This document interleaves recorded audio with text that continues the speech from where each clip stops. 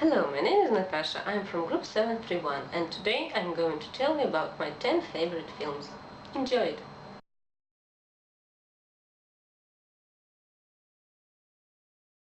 A Trick, a 2008 remake of 1976 Vladimir Menshov's film. The film made a hit with the public, especially with young people, as a hip-hop idol of our time, Noise MC stars there.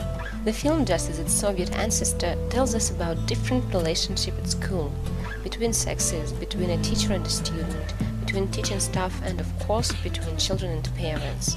What's more, the film depicts all the sides of modern children's character: jealousy, cruelty, in a way stupidity, but at the same time kindness, honesty, helpfulness, and of course real pure love.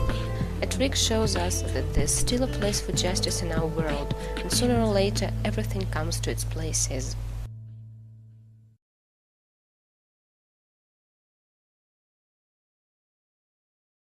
A social drama was Eating Gilbert Grape, a 1993 screen adaptation of Peter Hodges' novel of the same name, is a flop from a commercial point of view, but it really got its universal acclaim because of the obviously cost-advantage actors.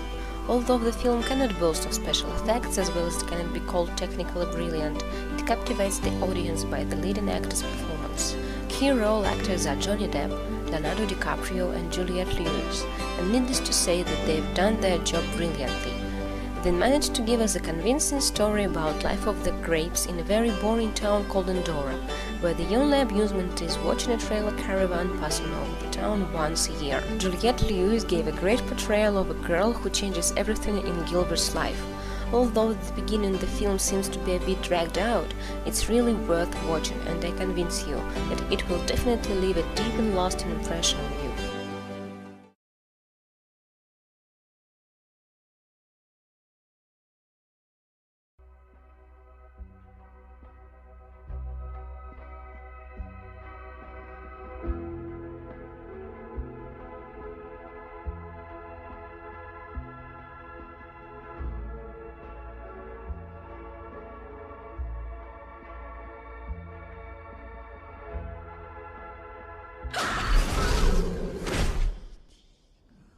And now I'm going to tell you about Night Watch, a 2004 Russian supernatural thriller directed by Timur Bekmambetov. Actually, this is a screen adaptation of a namesake novel written by Sergei Lukyanenko, and what's more, it's also the first part of a trilogy followed by Day Watch and ending supposedly with Twilight Watch. This film interests me personally because, firstly, this is really the first Russian thriller action film that we may proudly show to the foreign audience, and according to the box office of $33,899,078 worldwide, it really won universal acclaim. It's really technically brilliant, and frankly speaking, the plot deserves attention.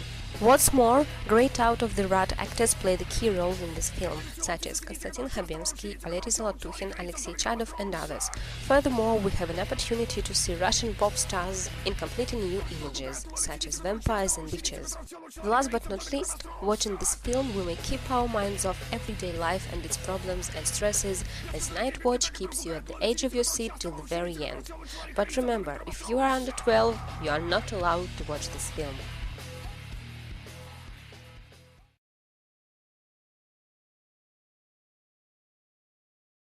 Charlie and the Chocolate Factory, a 2005 film adaptation of the 1964 book of the same name by Roald Dahl. Actually, this film, directed by Tim Burton, is a remake of the 1971 musical film called Willy Wonka and the Chocolate Factory. The film stars such seasoned actors as Johnny Depp, Helena Bonham Carter and Christopher Lee. But to be honest, 5 young stars outshone everyone else in this film. These actors of great promise performed 5 small children who appear to be at the Willy Wonka chocolate factory that has been covered by mysterious secrets. All of these children have their own targets, but only Charlie Bucket is just happy to be there and to see with his own eyes that legendary chocolate factory that he heard about from his grandfather. And so as a result, he takes the main prize, and now he runs the factory together with Willy Wonka. I strongly recommend you to watch this film, especially if you have children. I assure you they will be greatly amused by the scenery shown in this film, and besides, it teaches us not to be greedy, selfish and addicted by TV or the internet, and vice versa, it teaches us to be honest, kind-hearted and open-minded people.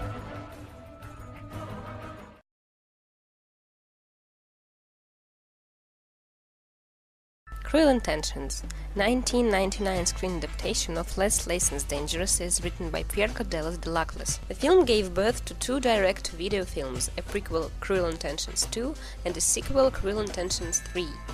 The film is obviously not to everyone's taste. At first I considered it to be shallow and a complete waste of time, as I am not a fan of such films where naive and honest people are manipulated by hypocritical and angel-looking people as Catherine and Sebastian. But as the film goes on, it shows that sooner or later life puts everything on its places. But unfortunately, sometimes the price is too high, even for such wealthy people as we see in that film. Sarah Michelle Gellar really outshines everyone else in the movie, and critics claim Cruel Intentions to be her best acting work. Frankly, all the cast have done their best, and the film deserves watching, but only if you are over 16.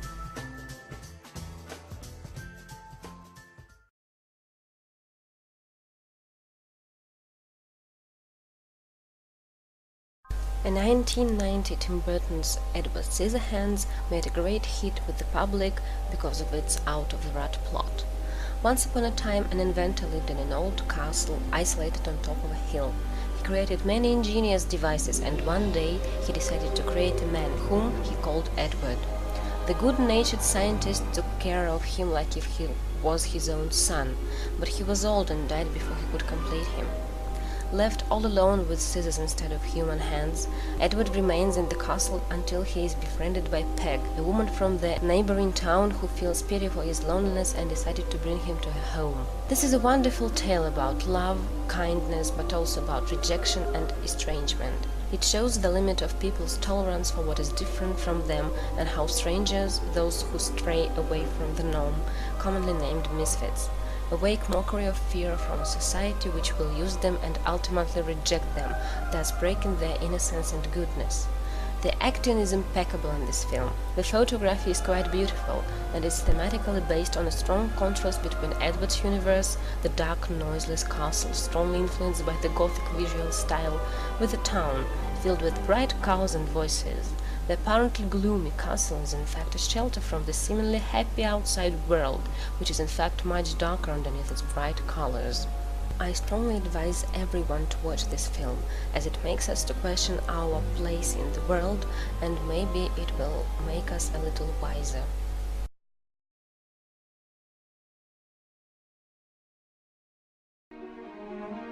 The Secret Window, a 2004 psychological thriller starring Johnny Depp and John Turturro, is a David Cope screen adaptation of Stephen King's novella Secret Window, Secret Garden, from a collection 4 Past Midnight. After a painful breakup with his wife, a successful writer Mort Rainey tries to recover mentally in his secluded cabin in the rural town of Tashmore Lake in upstate New York.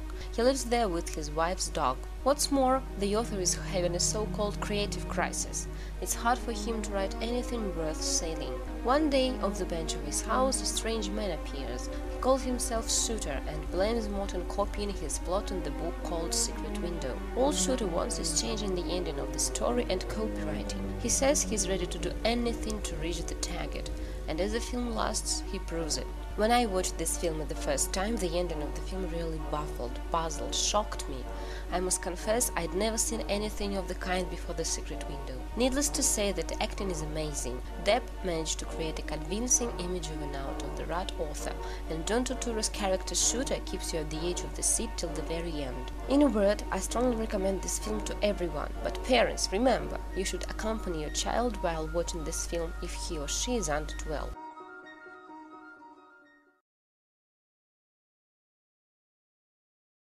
1982 Polish film Witch Doctor, a remake of 1937 film of the same name, is really the most impressive, amazing and marvelous Soviet film I've ever seen. It tells us a story about a successful and talented surgeon who loses his memory after becoming a victim of cruel thieves. He becomes a completely different person, in fact just a homeless, trying to earn his living by all means. He finds a shelter in a miller's house, where he discovers his born intuitive abilities to heal people. At that time he becomes both a respectable healer and an object of jealousy of a professional surgeon working there. I must confess I cannot find words to describe this magnificent picture, a real masterpiece of Polish filmmaking. Another point that deserves attention is the music. It really illustrates all the tension and emotions of the characters. In a word, this world classic film really interferes in your mind, staying there forever.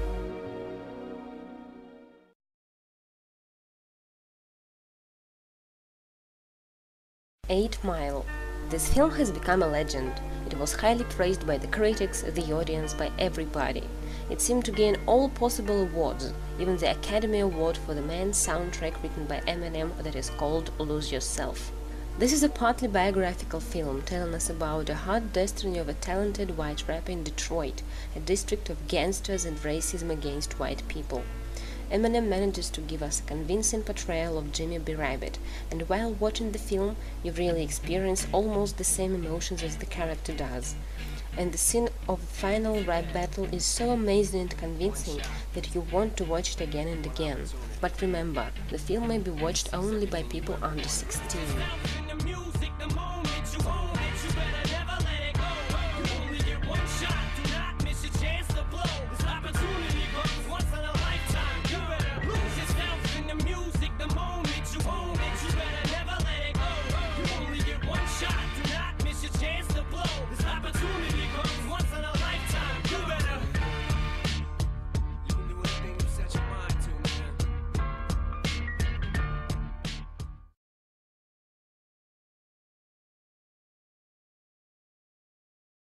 Needle is a Soviet movie filmed in 1988. The main character Mori is played by the famous Soviet rock musician Viktor Tsoi. Frankly, this is a far too uneasy film to watch, but despite this fact, it depicts the main problem that unfortunately even today remains actual, the problem of drug addiction and how true friendship may become much stronger than drugs. What's more, the director Rashid Nurmadov points out a problem of ecological disaster in the Aral Sea.